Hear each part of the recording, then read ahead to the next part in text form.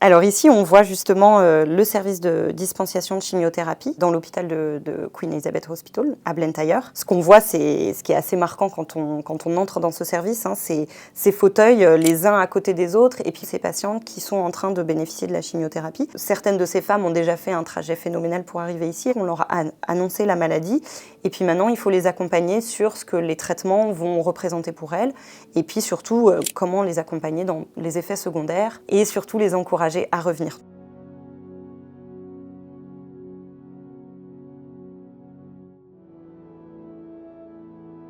Au Malawi, le cancer du col de l'utérus est un des cancers les plus prévalents, avec un taux de mortalité des plus élevés dans le monde. Un cancer qu'on voit presque plus dans les pays à ressources développées, grâce à notamment des programmes de prévention qui sont financés, une information et une sensibilisation très forte pour éviter le cancer du col de l'utérus, ce qui n'est pas le cas au Malawi. Médecins sans frontières a monté un programme de prévention et de prise en charge des cancers du col de l'utérus en partenariat avec le ministère de la Santé dans le sud du pays, à Blantyre, pour adresser cette inégalité d'accès aux soins.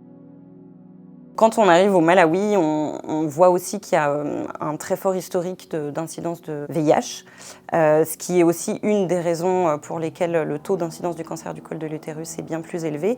Quand on est une femme vivant avec le VIH, on a 6 fois plus de chances de contracter un cancer du col de l'utérus.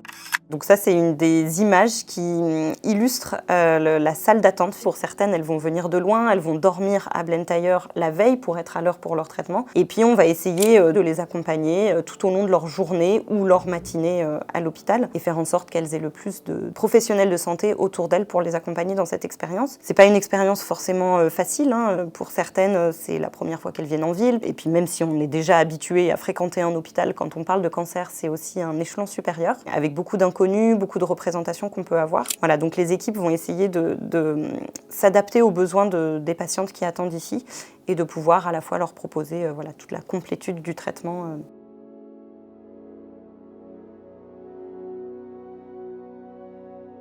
On voit bien que les cancers du col de l'utérus, on a des délais trop importants de prise en charge. Une femme à qui l'on va annoncer un diagnostic de cancer, son premier rendez-vous pour une chimiothérapie peut être 3 mois plus tard. Et ça, on sait que c'est trop important, que c'est une perte de chance.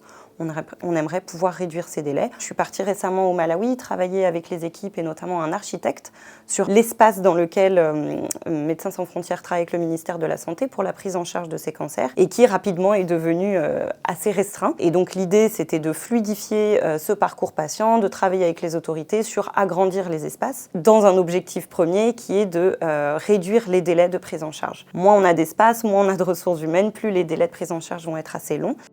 Ça, c'est une de nos collègues qui est formée à leur expliquer à toutes ces patientes-là la nutrition et ce que parfois des traitements de chimiothérapie peuvent avoir comme effet secondaire. Les collègues et les femmes elles-mêmes, leur retour, c'était de dire « nous, on apprécie avoir cet espace sur des nattes, au sol, plutôt que d'être dans une salle de consultation assise. » En tout cas, c'est complémentaire et il faut avoir les deux. Ça, c'est une photo qui illustre un des services que l'on peut proposer aux femmes, qui sont des séances de kinésithérapie à l'échelle individuelle et parfois aussi avoir des séances de groupe. Pourquoi c'est aussi important? On sait que les traitements, que ce soit la chirurgie, la radiothérapie, vont avoir un impact sur la santé des femmes et leur fonctionnement pelvien. Donc ça, c'est des séances de rééducation du plancher pelvien, etc.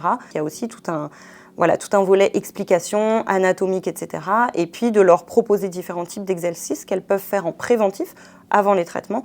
Et puis une fois qu'il y a eu des traitements, pour rééduquer le plancher pelvien et faire en sorte de minimiser, c'est pareil, les effets secondaires.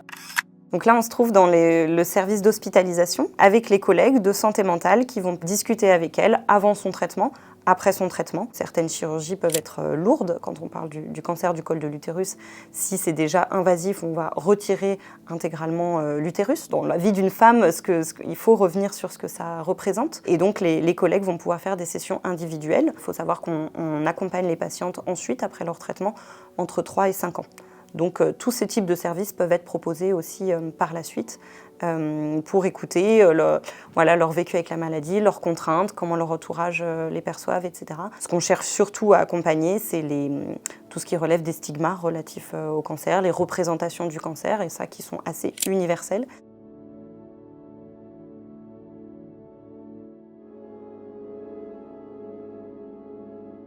On sait que le fardeau des cancers va être beaucoup plus important sur les pays à ressources limitées. Une des raisons principales qui illustrent les inégalités d'accès, c'est en effet que des programmes de prévention ne sont pas encore suffisamment financés, ne sont pas encore suffisamment déployés à l'échelle d'un pays. Les cancers confirmés et les besoins de traitement, de prise en charge, vont continuer à affluer dans les services existants.